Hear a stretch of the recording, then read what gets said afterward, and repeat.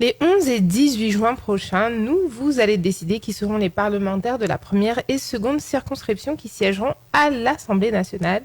Jusqu'à cette échéance, vous pourrez retrouver les candidats sur votre radio Mayuri Campus dans votre émission Les Experts Mayuri, leurs propositions, leurs ambitions et visions pour le territoire, ainsi que les réponses à vos questions sur nos réseaux.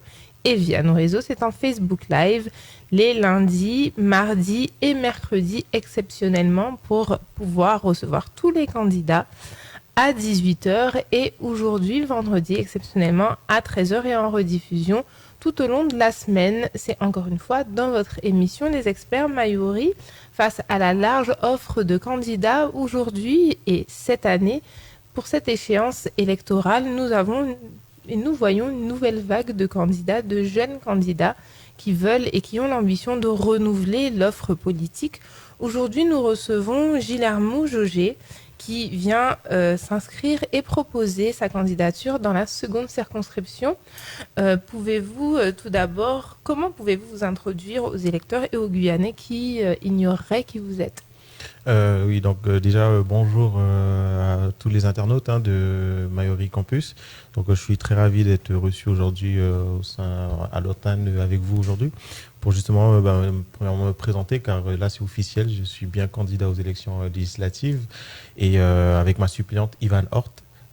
Donc nous sommes deux jeunes nous sommes jeunes d'âge dans le cadre de ces élections, mais qui portant réellement un projet, des propositions que l'on va soumettre à la population.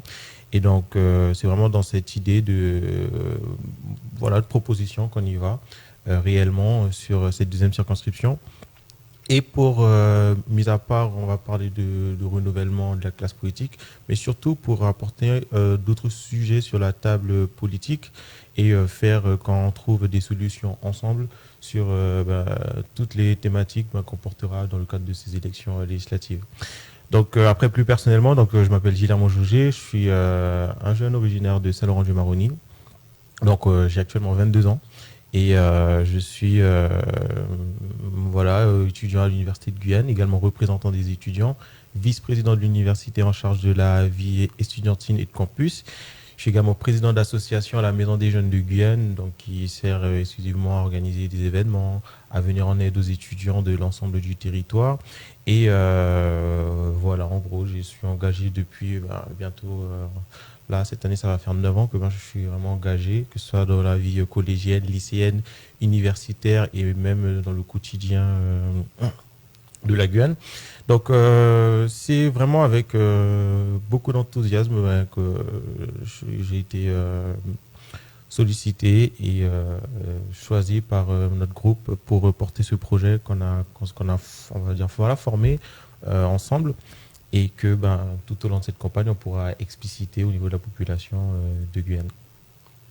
Donc, est-ce que cette expérience que vous venez de nous exposer, votre engagement pour la défense des droits des étudiants, c'est celle-là uniquement qui motive votre candidature ou est-ce que c'est une trajectoire à laquelle vous aviez pensé, que vous aviez préparé, notamment poursuivre les pas de vos parents, puisqu'on le rappelle, votre maman a été élue ou pas du tout?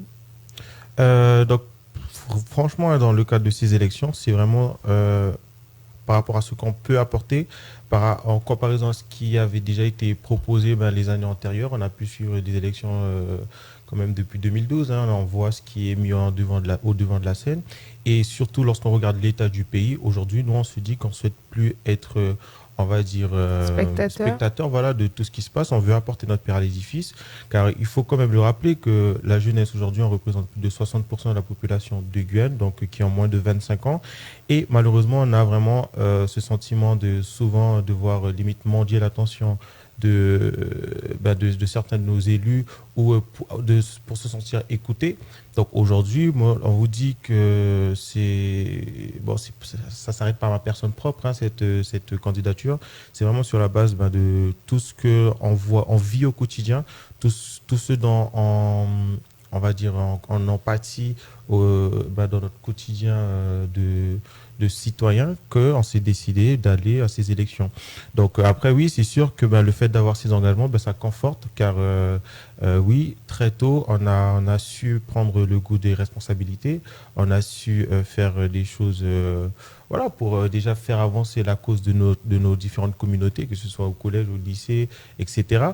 Et donc aujourd'hui, ça permet, on va dire, un peu de conforter cette idée de se dire que demain, si on est élu, ce sera dans cette même logique de se dire que on est engagé de manière désintéressée, mais surtout pour faire avancer les causes qu'on défend.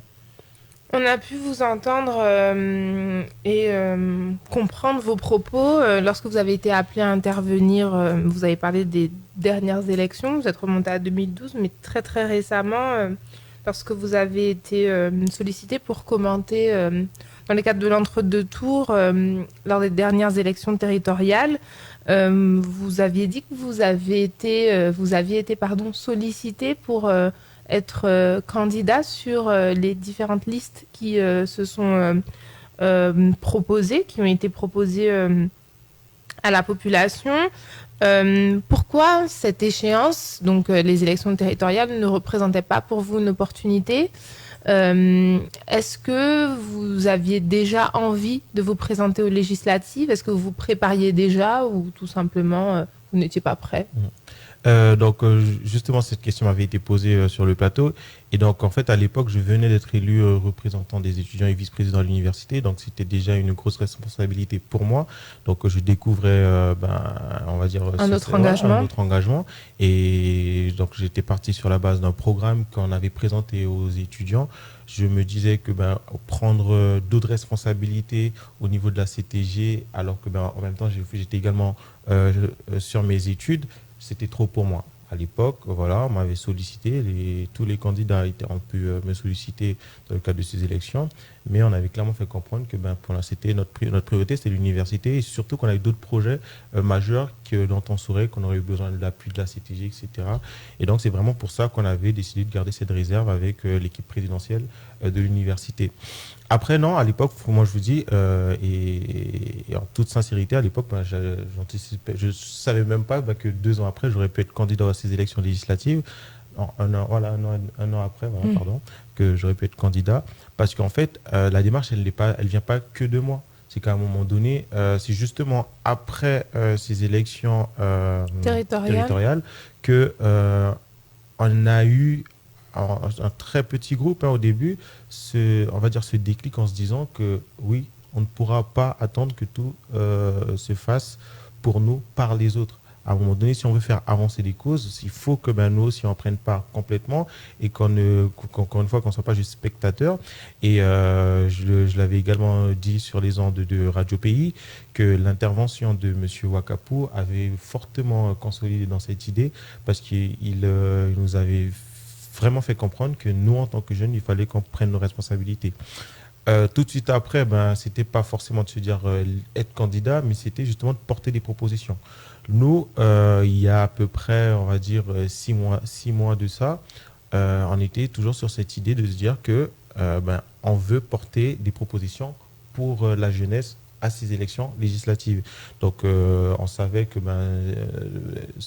comme dans la continuité de ces élections territoriales, les candidats seraient venus vers nous, et donc ça aurait été l'occasion de choisir un candidat qui aurait pu porter justement nos propositions pour la jeunesse. Mais vous n'en avez pas trouvé personne parmi l'offre qui était déjà, qui se profilait déjà, aucune personnalité ne vous représentait, n'était représentative de vos idées?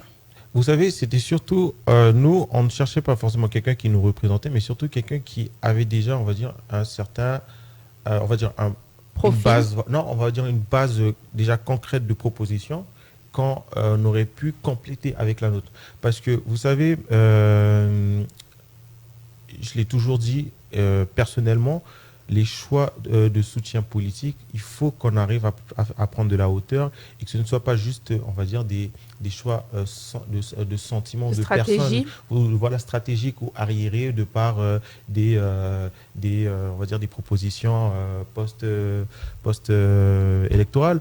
Moi, je vous dis, il faut qu'on arrive à se dire que on choisit quelqu'un réellement sur la base de ce qu'il propose. Et donc, malheureusement, les candidats qu'on avait reçus à l'époque, ce qu'ils nous proposaient, c'était de nous écouter et bon, voilà, on ne va pas rentrer dans les détails, mais c'est que lorsqu'on posait des questions un peu plus poussées sur le travail de parlementaire que eux, ils Qu'ils se auraient pu profilaient, mener voilà, au niveau de de l'Assemblée, l'Assemblée voilà, nationale. c'était encore, on va dire, très timide pour nous. Donc, au vu de Ça en tout le surface. travail qu'on avait déjà apporté, nous, en tant que jeunes, on avait limite l'impression de recevoir certains candidats et de se dire que on les apprenait pas mal de choses aussi de notre côté.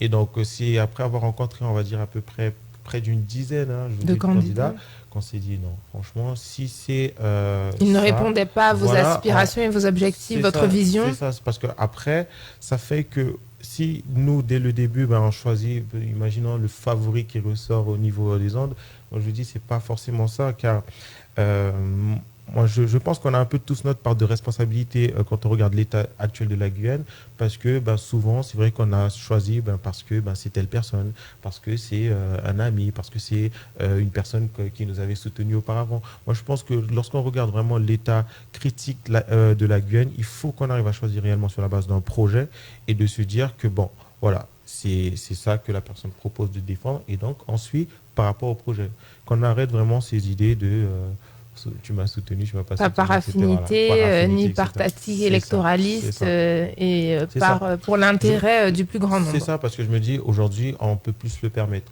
Car on voit que ben, ça n'arrête pas d'être dégressif. Chaque jour, on va dire qu'on sort de chez nous, on se demande réellement ben, quand est-ce qu'on sortira vraiment la tête de l'eau en Guyane. Merci pour votre réponse. On comprend mieux un petit peu quelle est la démarche, surtout du groupe qui est derrière vous, hein, même si effectivement il n'y a pas de machine électorale Mm. comme certains candidats Mm. derrière vous. On comprend quand même qu'il y a un véritable groupe, une véritable dynamique. Euh, Vous en avez parlé, vous l'avez évoqué, vous êtes dans une démarche, et c'est ce que je disais dans mon propos liminaire, vous êtes dans une démarche de renouvellement de la classe politique, c'est ce que vous vraiment vous souhaitez incarner. Bon, c'est sûr que si on est élu, bon, ça changera un peu le paysage politique actuel, mais moi je vous dis, on n'est pas là non plus pour changer pour changer. Vous savez, à un moment donné, nous, on verra comment est-ce que ça évoluera dans le cadre de la campagne, mais nous, ce ne sera pas du tout, on va dire, difficile pour nous d'avouer si quelqu'un propose quelque chose de meilleur que nous. Et donc, vous savez, il y a par exemple un deuxième tour, ben, c'est tout ça, à un moment donné, il faut que nous, on s'est promis ça, tous du groupe, que de vraiment prendre en compte la base des propositions. C'est sûr que ben, le passé antérieur de la personne, ben, c'est sûr que ça aura peut-être certaines répercussions sur le choix, mais de se dire qu'à un moment donné, malgré la personne, si ce qu'elle propose est bien pour la Guyane, ben, de suivre parce que c'est ce dont on a besoin. Concrètement, dans quelle démarche, donc avec votre groupe, vous vous inscrivez pour changer le quotidien des jeunes Guyanais? Ben, concrètement, ce que nous, la démarche qu'on va porter justement dans le cadre de ces élections, c'est de pouvoir proposer des idées concrètes pour nous. Vous savez, les élections législatives succèdent les élections présidentielles parce qu'à un moment donné, c'est une complémentarité. Vous savez, on s'est rendu compte que souvent, on n'a pas grand-chose car je pense que nous aussi, on ne demande pas assez. Vous savez, lorsque on voit l'état actuel ben, voilà, des différents domaines ou secteurs de la Guyane, on se dit que si on osait demander plus, qu'est-ce que ça aurait pu donner? Parce que je l'ai vécu personnellement en tant que président d'association ou en tant que représentant voilà, de groupe, que souvent, lorsqu'on porte des projets ambitieux, on vous fait croire que c'est pas possible. Et c'est pour ça que j'aime beaucoup cette phrase de Nelson Mandela qui disait ça, ça paraîtra impossible jusqu'à ce qu'on l'ait fait. Et aujourd'hui, je veux quand même le rappeler à l'ensemble de la population de Guyane, lorsqu'on regarde un peu l'historique, tout ce qu'on a eu en Guyane, on l'a eu parce qu'on l'avait demandé. Et ce courage politique, il faut qu'on arrive à le récupérer réellement et à avoir, ben, on va dire, ce cran d'aller face à ce gouvernement pas forcément au premier abord on va dire dans une opposition stricte, mais de se dire que on y va avec un objectif ciblé, que ce qu'on veut demander c'est ça, ce dont on a besoin c'est ça, et de soumettre au gouvernement, parce qu'à un moment donné, il faut qu'on se l'avoue, on ne nous comprend pas. Je vous dis, lorsqu'on a un gouvernement qui a plus de 9000 km et qui ne comprend pas forcément ce que nous on vit en Guyane, si nous on n'est pas en capacité de proposer des choses concrètes pour nous, qui le fera? Moi, je vous dis, ce n'est pas les gens de Paris, Marseille, Bordeaux, etc., qui trouveront des solutions pour nous. Donc, c'est pour ça, dès à présent, moi, je vous dis, dès lors de cette campagne, il faudra qu'on soit en capacité de démontrer que, voilà, nous, on a constaté ce problème. Nous pensons que c'est peut-être ce dont nous avons besoin.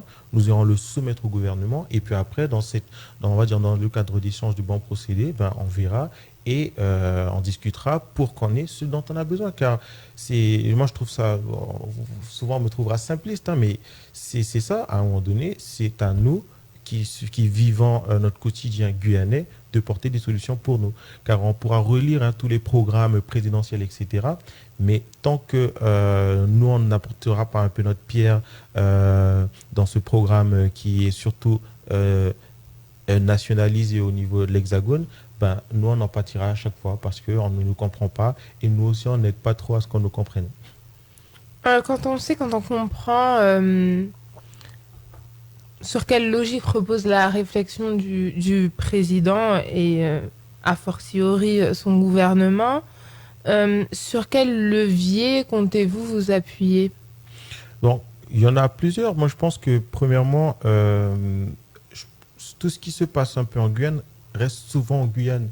Et je pense que c'est un vrai problème pour nous, car tant qu'on ne le mettra pas au niveau de la face, que ce soit publique, nationale, internationale, européenne, on ne verra pas on va dire, voilà, les lacunes qu'a le gouvernement en Guyane et que toutes ces responsabilités qu'ils n'osent pas prendre, si on garde ça ici et que, par exemple, les grèves restent au niveau local, c'est la population qui en pâtit souvent de ces grèves, que les réseaux sociaux, on n'arrive pas vraiment à partager, à faire que le plus large nombre de personnes arrivent à se rendre compte de tout ce qui se passe en Guyane et de se dire qu'à un moment donné, on est français. Alors, il ne faut pas juste qu'on soit français sur le papier, il faut qu'on soit français dans notre quotidien, dans notre train de vie, et surtout qu'on se sente européen. Aujourd'hui, on est certes sur le continent américain, mais on est européen et français, et malheureusement, c'est pas le sentiment qu'on a au quotidien. Donc c'est tout ça, c'est le premier levier. Nous, on fera un vrai travail sur les réseaux sociaux, car moi je vous dis, on a pu le voir, qu'il y a pas mal de manifestations qui se font pour tout ce qui se passe un peu dans le monde, mais est-ce qu'on entend vraiment parler de manifestations peut-être pour nous là-bas dans l'Hexagone? Est-ce qu'on arrive à faire rejoindre, on va dire, un grand nombre de personnes autour de toutes les difficultés qu'on a en Guyane? Moi, je me dis, la fraternité nationale, ça peut être un gros atout pour nous, mais après, il faudra bien sûr la construire correctement. Il faudra bien sûr rentrer en contact avec des associations de lutte contre les inégalités, etc. Et il y en a qui existent, il y en a plein qui existent, pardon, et qui, moi, je ne doute pas de leur volonté à nous venir en aide, que ce soit en sortant dans les rues pour nous, parce qu'ils le font très bien pour les autres pays, pourquoi pas pour des confrères, des concitoyens guyanais, français.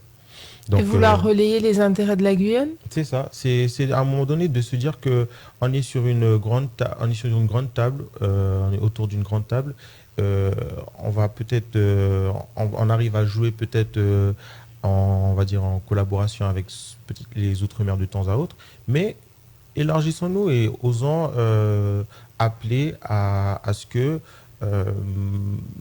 un plus grand nombre entende notre cri de détresse qu'on a en Guyane, car c'est malheureusement une stratégie qui n'est pas souvent mise en avant, mais je pense que si on essaye cette année sur cette législature de proposer autre chose et d'avoir une autre démarche, on verra si ça paiera. Voilà, le futur nous le dira, mais on ne peut pas se permettre de se dire que ça n'a pas marché et que ça ne marchera jamais. Je refuse de me contraindre à cette idée. Plus concrètement, au plus fort de la crise Covid, des personnalités, des députés ont porté la voix des instances étudiantes, et vous devez être encore plus concernés, pour réclamer un dispositif d'aide spécifique à pérenniser d'ailleurs pour sortir les étudiants de la précarité. Et clairement, la réponse obtenue à l'époque, c'était il n'y a pas si longtemps de ça, encore une fois, du président Macron et de son gouvernement, c'était clairement aller travailler, aller jobber.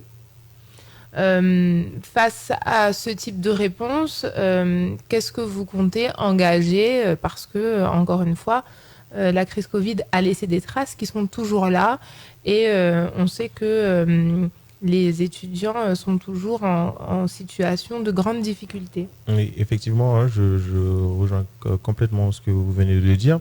Donc, justement, hein, pour revenir, moi, par exemple, j'avais pas soutenu la candidature du président Macron, pour toutes ces raisons, voilà.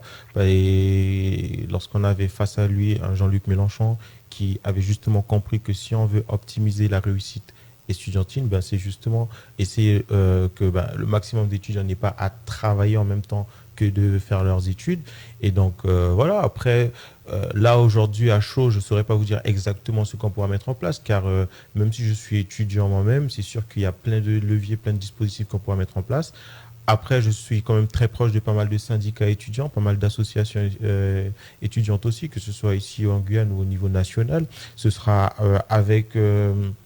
on va dire tous ces étudiants, toutes ces personnes arrivent à faire ce regard, à créer ce regard croisé pour pouvoir apporter justement des solutions face à tout ça. Mais c'est sûr que pour nos étudiants de Guyane, on a des propositions qu'on portera car on a vraiment ce sentiment qu'on est en train de précariser vraiment au niveau plus, hein, je dirais, comme on dit dans notre jargon à nous, les étudiants, car nous, on a vraiment ce sentiment qu'on est en situation d'inégalité parce que lorsqu'on regarde les difficultés qu'on a en Guyane, c'est beaucoup plus compliqué pour nous d'étudier ici. Mais malheureusement, tout ce qu'on retient, c'est le chiffre final où on nous dit que voilà, les étudiants de Guyane étudient moins bien que ceux de la métropole, sans forcément analyser tout ce qui peut entraîner à ce chiffre. Donc, sur cette base-là, nous, on a vraiment travaillé sur le volet de l'éducation et de l'enseignement supérieur parce que malheureusement, on voit que on est souvent délaissé et que lorsque les élections approchent, c'est vrai que tout de suite on revoit la plupart de nos élus revenir vers nous.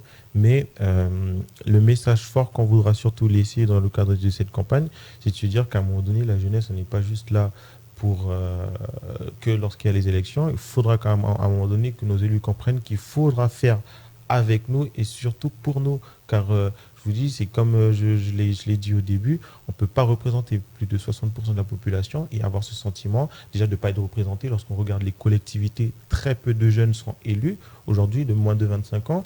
Et après ça, les concertations, les consultations populaires sont très peu vers nous. Donc, c'est tout ça.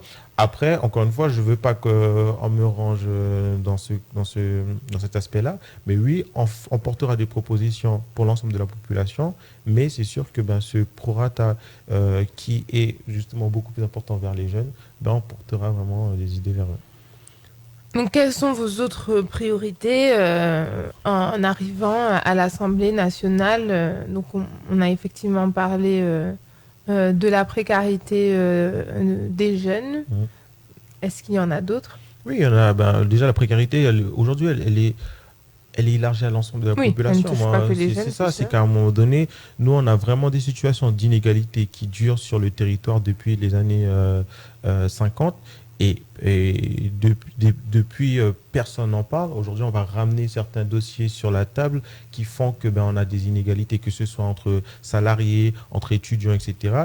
Et on voudra vraiment pouvoir prôner cette équité en termes, au niveau national et local. C'est qu'on voudra souvent prôner l'égalité nationale, mais lorsqu'on voit qu'on est sur une situation de déséquilibre, il faut qu'on arrive à prioriser l'équité pour nous permettre justement, nous, de nous en sortir. Donc, ce sera vraiment des points majeurs de ce qu'on voudra apporter au niveau de l'Assemblée nationale. Mais il y a plein d'autres points. On parlera également de l'immigration. On parlera de cette continuité et égalité territoriale qui fait vraiment défaut au niveau de la Guyane. La santé, l'enseignement supérieur, l'agriculture. Donc, bon, le projet, je peux vous le dire aujourd'hui, c'est à peu près près d'une trentaine de propositions, idées concrètes qu'on proposera à la population, où on a vraiment fait ce travail d'apporter, on va dire, ce programme à maturité. Et j'espère vraiment que la population sera réceptive, car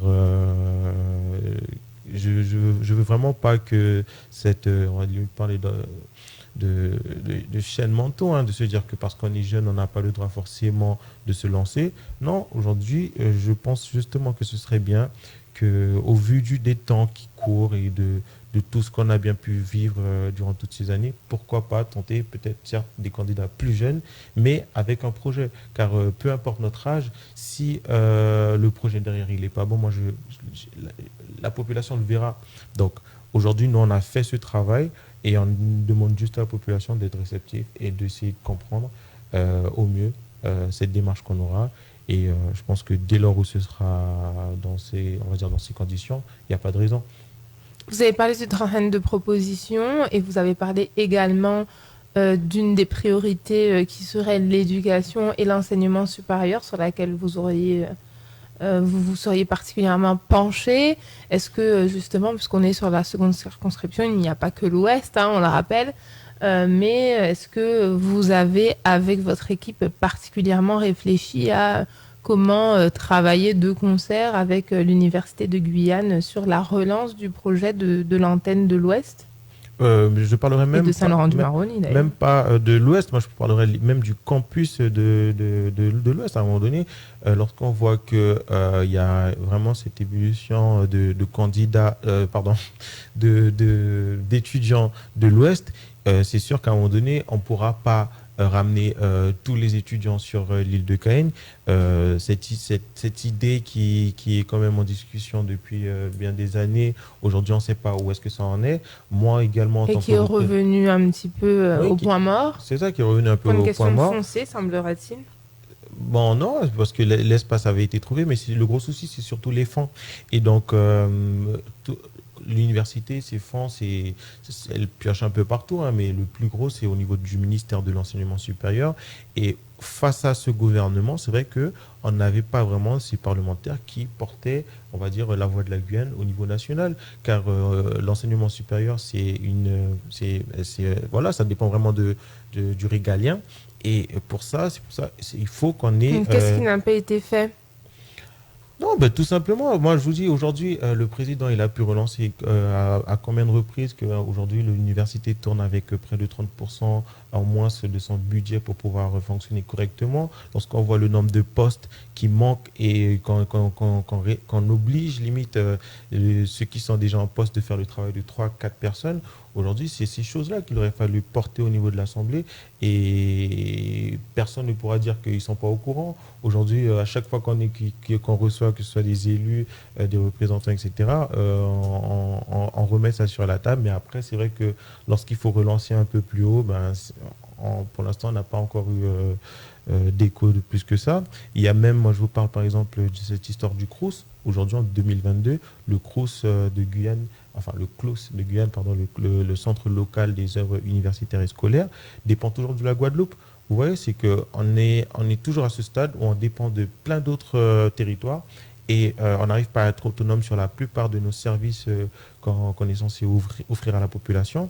Moi, je pense que c'est ces petits combats qu'il faudra qu'on mène en priorité pour que, justement, une fois qu'on partira sur cette autonomie qu'on souhaite réellement pour la Guyane, qu'on soit libre totalement dans notre autonomie. Parce que si on est dans une autonomie partielle ou sur les papiers, on parle d'autonomie, mais qu'après, les petites structures on va parler de ces petites mains qui sont censées faire justement fonctionner tout ça, ben, sur les autres territoires, ce sera toujours un peu plus compliqué pour nous. Donc voilà, bon, je ne vais pas m'étaler sur tout ça, mais nous attendons vraiment que la campagne elle débute pour qu'on puisse déjà partager le programme, les différents points qu'on va défendre, interpeller ou proposer au gouvernement. Et puis après, voilà, ce sont des points que nous, on a estimés légitimes. On a consulté pas mal d'élus. On a consulté également des personnes d'une tranche d'âge beaucoup plus, on va dire, importante que la nôtre.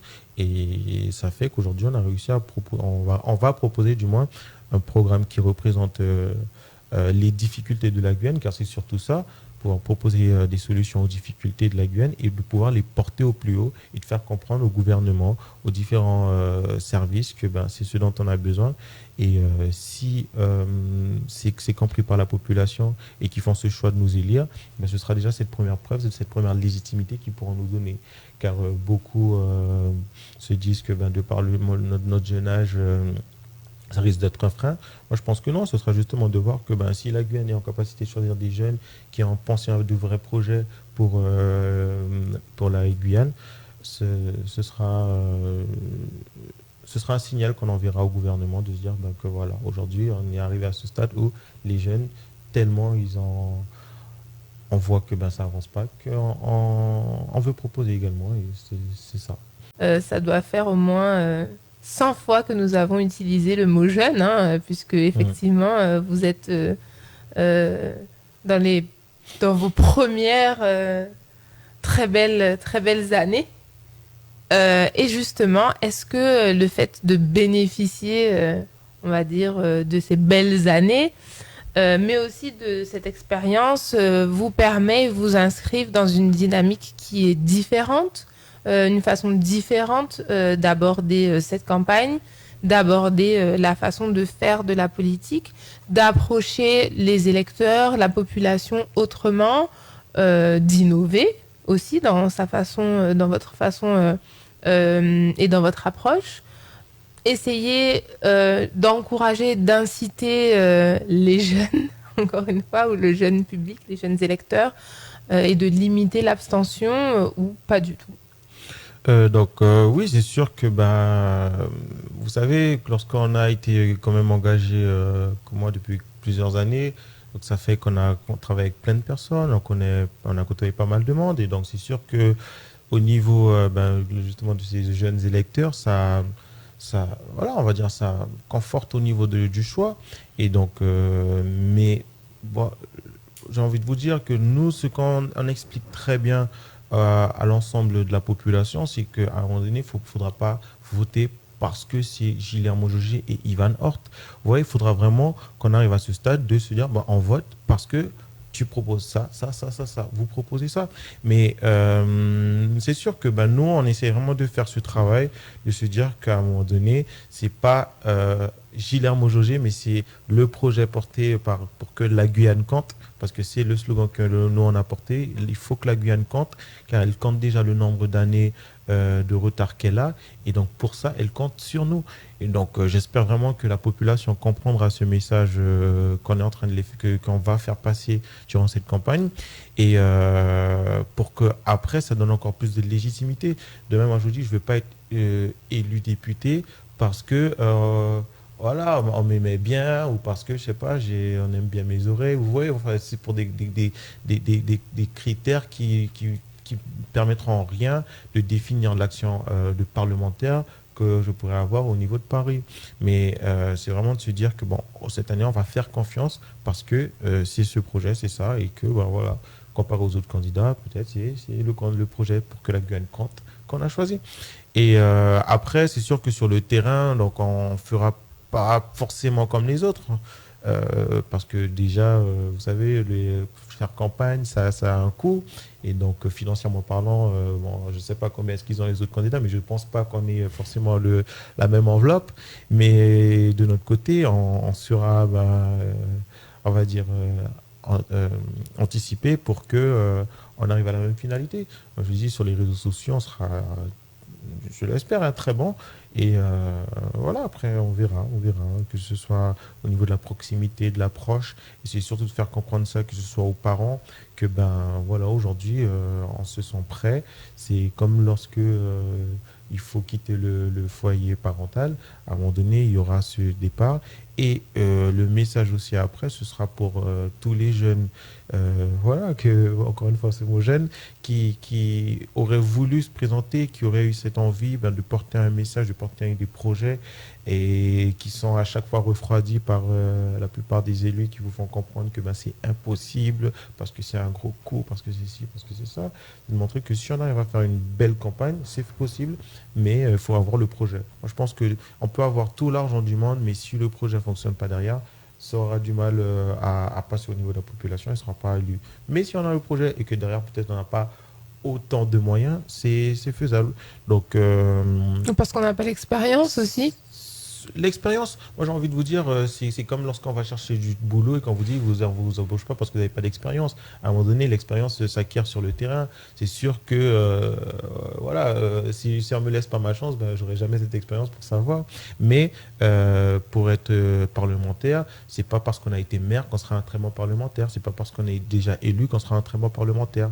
Car encore une fois, c'est l'approche, c'est la vision qu'on aura. Et j'ai même limite envie de vous dire que ces rôles que nous on a endossés durant toutes ces années, d'être représentant, par exemple, des étudiants, porter la voix, c'est qu'on sait très bien qu'on n'est pas en capacité de faire nous-mêmes, mais il faut retourner à la charge pour qu'on ait gain de cause. C'est ce qui ressemble le plus à un travail parlementaire. Parce que je l'avais également déjà dit, mais lorsque je vous dis qu'à 17 ans, j'étais représentant national des lycéens, où à peu près une soixantaine de lycéens siégeaient pour représenter tous les lycéens de France qui étaient présidés par le ministre de l'Éducation nationale, Jean-Michel Blanquer. Je vous dis, à 17 ans, j'avais déjà eu cette occasion de parler à des personnes qui avaient déjà de très hautes responsabilités mais malgré ça, ça ne nous faisait pas trembler plus que ça. Et ça a pu nous former. Aujourd'hui, ça ne vous impressionnait pas. Voilà, c'est ça. C'est que aujourd'hui, on y arrive à ce stade où on a plein de jeunes qui font des choses formidables dans leurs différents, du moins dans leur établissement respectif. Et malheureusement, c'est pas mis en avant. Et je dirais même limite ça, que lorsque vous voyez tout ce que ces jeunes font au niveau à leur niveau, et qu'on voit que ceux qui empêchent souvent que les choses se réalisent sont nos élus locaux, après, lorsque eux-mêmes ils retournent au niveau national et qu'on ne les donne pas, moi j'ai envie de dire c'est limite le retour de bâton, vous voyez. Mais bon, on va pas, je ne suis pas là pour faire des polémiques sur ça, mais c'est pour vous dire qu'aujourd'hui l'expérience, moi lorsqu'on me parle d'expérience, je dis ça veut tout dire en même temps, ça veut rien dire, parce que à un moment donné, c'est pas pour revenir, je vais le répéter pour que ce soit bien clair pour nos différents internautes, c'est pas parce on est déjà élu qu'on sera forcément un bon député, parce que le député c'est un représentant du peuple. Si on veut être un parlementaire en tant qu'élu, il y a justement les sénateurs qui sont là pour ça, qui représentent les collectivités, et donc là c'est sûr que pour être sénateur, moi je sais que j'aurais jamais pu tenter ma chance, parce que je sais pas comment est-ce que ça tourne une collectivité réellement. Mais aujourd'hui, pour porter la voix du peuple, moi je vous dis, c'est vraiment la proximité qu'on peut avoir et l'approche qu'on aura vis-à-vis des différentes difficultés qu'on aura, et comment est-ce que nous, on essaie de voir, de globaliser ça pour que ça rentre vraiment dans cet aspect législatif national. Et ceux qui s'enorgueillissent de la connaissance des dossiers sur tous les aspects? Oui, mais bon, je ne souhaiterais même pas commenter, mais c'est pour vous dire, les dossiers qui avancent pas à un moment donné, enfin, je vous dis, il y a des dossiers, il y en aura plein d'autres qui arriveront à un moment donné. Ce n'est pas parce qu'il y a des dossiers qui sont en cours qu'on ne peut pas regarder d'autres choses. À un moment donné, je vous dis, les dossiers, ça s'apprend, ils ont eu l'occasion de les apprendre. Enfin, je vous dis, ça n'a pas vraiment son pesant dans cette histoire d'élection législative, je dirais. Merci Gilles Jaugé. Dernière question. Qu'est-ce que vous souhaitez qu'il reste de votre candidature après cette élection, si vous êtes élu député? Est-ce que vous souhaitez qu'il y ait une plus grosse représentativité de la jeunesse, encore une fois, au niveau de la scène politique guyanaise, ou pas du tout? Est-ce que vous souhaitez autre chose? Non, pas du tout. Réellement, ce dont moi je dirais, je souhaite, peu importe l'issue des élections, c'est premièrement qu'on arrive à franchir le cap de se dire, il faut qu'on travaille de vrais projets pour les élections. Je vous dis souvent, à part les élections peut-être au niveau communal, territorial, c'est vrai que là on voit que vu qu'on a un peu plus la main dessus, mais il faut que pour ces élections nationales, hein, parce qu'on représentera certes la circonscription au niveau national, mais on représentera l'ensemble de la France, ce sera de changer un peu la vision, de se dire qu'à un moment donné, si les mêmes qui ont l'expérience, qui sont élus, retournent au pouvoir et que malgré ça, ça ne fonctionne pas, c'est forcément qu'il y a un souci et de se dire qu'il faut accepter de se dire voilà qu'on arrive à changer et souvent ça fait peur hein, parce que c'est vrai que l'inconnu fait peur mais il faut qu'on arrive à porter des candidatures basées sur des projets et qu'on ne rentre pas sur des polémiques, sur des histoires de personnes parce que encore une fois ça n'aidera en rien ni les électeurs à choisir correctement leur candidat ou à faire avancer la situation de la Guyane. Donc, quand on garde ça et qu'on se dise, aujourd'hui, la jeunesse en est là, ma candidature, c'est pas de se dire que demain, tout le monde court pour se présenter à des élections. C'est pas forcément ça. Il faut le travailler parce que derrière, on a travaillé cette candidature. Mais après, c'est de se dire que nos élus, ils prennent le temps de plus écouter cette jeunesse qui est majoritaire sur ce territoire. Et puis on verra que ça ira au mieux pour tout à chacun. Moi, j'ai pensé à merci. Pardon. Décidément, merci pour cette interview, cet entretien, comme je le disais, hein, qui est rafraîchissant, qui le fut d'ailleurs. Nous vous souhaitons une très bonne campagne merci et puis bonne continuation, hein, comme je le souhaite à tous les candidats. Une très bonne expérience, quelle qu'en soit l'issue. Merci à vous de l'avoir suivi. On se retrouve la semaine prochaine pour encore d'autres entretiens avec de nouveaux candidats qui se suivent mais qui ne se ressemblent pas, comme je l'aime à dire. Même lieu, mêmes heures, mêmes ondes, même s'il y a encore de nouveaux rendez-vous qui se sont ajoutés pour que vous puissiez tous les découvrir, même fréquence et même réseau. Vous savez quoi faire pour retrouver ce Facebook live sur Facebook et également sur YouTube. N'oubliez pas. Et puis, vous pouvez retrouver également l'émission sur la radio. Vous connaissez également les fréquences. Bon après-midi, bon week-end à vous. À la prochaine.